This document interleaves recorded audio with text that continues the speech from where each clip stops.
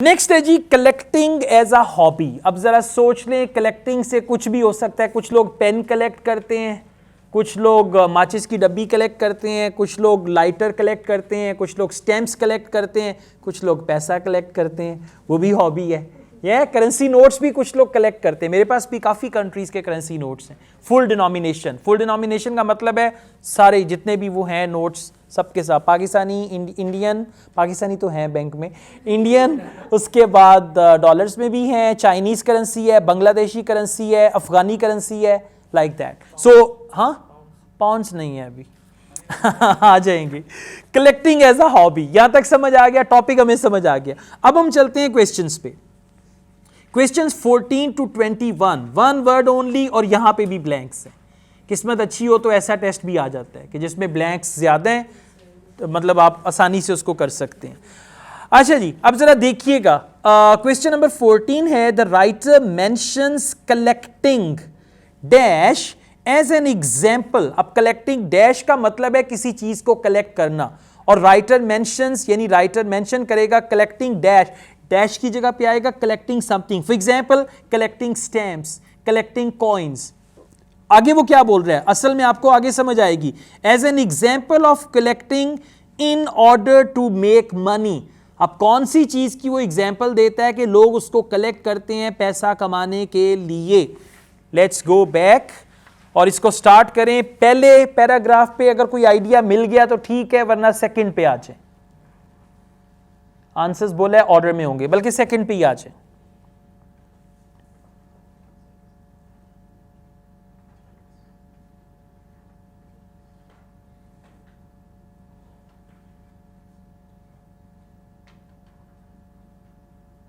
अब कौन सी चीज है जिससे वो पैसा कमाते हैं? ठहर जी, सबको देख लेने दें। गुड, सेकेंड पैराग्राफ में। So the answer is antiques. Why antiques? Because question says the writer mentions collecting antiques as an example. अब example का कहां से पता चला? He says could be called an instrumental reason for collecting. That is collecting as a means to an end. They will look for, say. अब say का word जब आता है ना, जैसे नहीं आप कहते हैं फर्ज कर लें, मिसाल दे लें, that is, तो say का मतलब है example. अब यहां पे say का वर्ड example के लिए आया है, ठीक है? Antiques that they can buy cheaply and expect to be able and all that.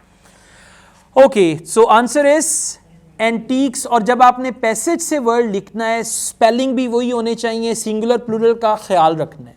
Antique लिखेंगे तो गलत हो सकता है, एंटीक्स लिखना है। Question number 15, collectors may get a feeling of dash. अब ये आंसर एक फीलिंग है, feeling of boredom, feeling of disappointment from buying and selling items. वापिस जाएं उसी से आगे, सेम पैराग्राफ। फीलिंग की जगह पे वर्ड आया है सेंस। देखा ना, ऐसे करते हैं तो आसान हो जाता है। अगर खुद से करेंगे फीलिंग की जगह पे, क्या उसने तो नॉनसेंस दिया हुआ था, तो आंसर क्या होगा? मिला सेम पैराग्राफ में, फीलिंग की जगह पे वर्ड आ गया sense, sense of Triumph. So answer क्या होगा? Feeling of Triumph. अब ये चीज देखनी है, ये अगर माइंडसेट होगा ना, इसको तलाश करेंगे तो फिर आपको मिल जाएगा। चलें जी आगे चलते हैं। Question number 16, collectors clubs. अब ये क्लब्स की बात हो रही है। Provide opportunities to share. Share आपका क्लू वर्ड है। कलेक्टर्स क्लब जो है अपॉर्चुनिटी देते हैं। अगले पैराग्राफ में आ जाएं, कलेक्टर्स की बात हो रही है। और दिल में पढ़ें, विस्परिंग भी नहीं करनी, क्योंकि एक्चुअल एग्जाम में विस्परिंग भी अलाउड नहीं है। शेयर की जगह पे वर्ड आ गया एक्सचेंज। आसान हो गया है कि नहीं? मतलब अगर शेयर देखते रहेंगे तो शेयर नहीं मिलेगा। शेयर की जगह पे वर्ड आ गया exchange. So what is the answer? That's right, information. Okay, question number 17, collectors clubs offer. अब ऑफर के लिए भी कोई और वर्ड आएगा, dash with people who have similar interests. वहीं से आगे सेम पैराग्राफ। आंसर जब पूछूंगा तब बताना है।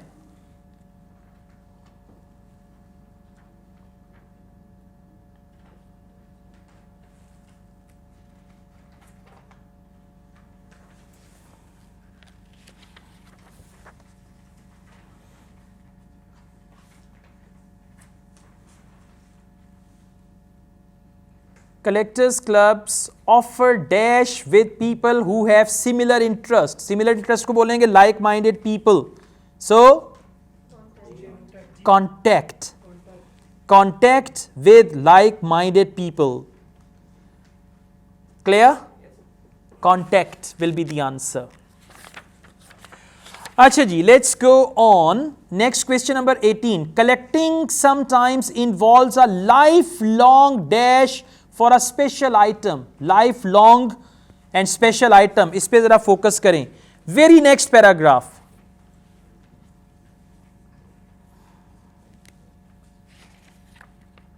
Another motive for collecting is the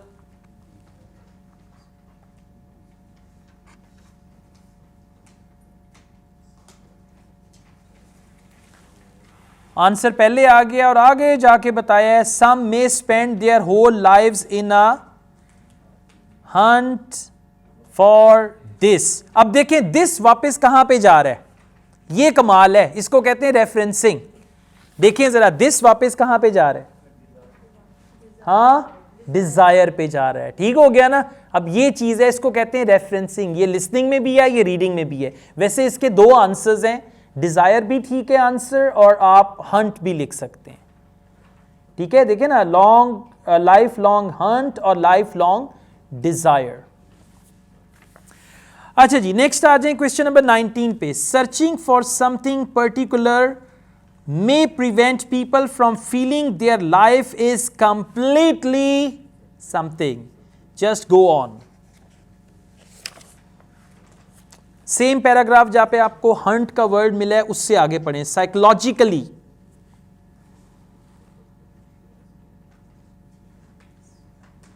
purpose to a life that otherwise feels aimless. Otherwise feels aimless. और यहां पे क्या बोला, searching for something particular may prevent people from feeling their life is completely aimless.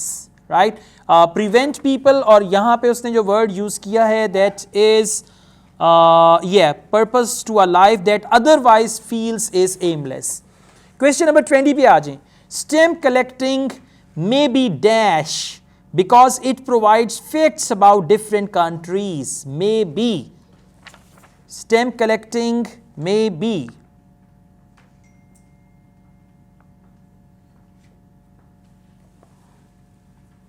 अब देखें stamp collecting क्या हो सकती है, क्योंकि उससे आपको दूसरे कंट्रीज का पता चलता है. Very next paragraph. If you think about collecting postage stamps, another potential reason for it or perhaps a result of collecting is its educational value. Right? अब क्वेश्चन टाइप है हमारी one word only. So what will you write, may be educational. अगर आप लिखते हैं ना may be value, that's not appropriate. ठीक है, may be educational adjective. Question number 21. Dash tends dash tends to be mostly a male hobby. नहीं जी, आसान हो गया. कौन सी ऐसी हॉबी है जो कि ज्यादातर मेल हॉबी होती है?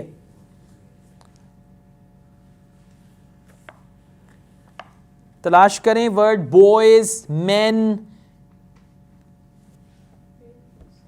सेकेंड लास्ट पैराग्राफ है पेज 20 पे.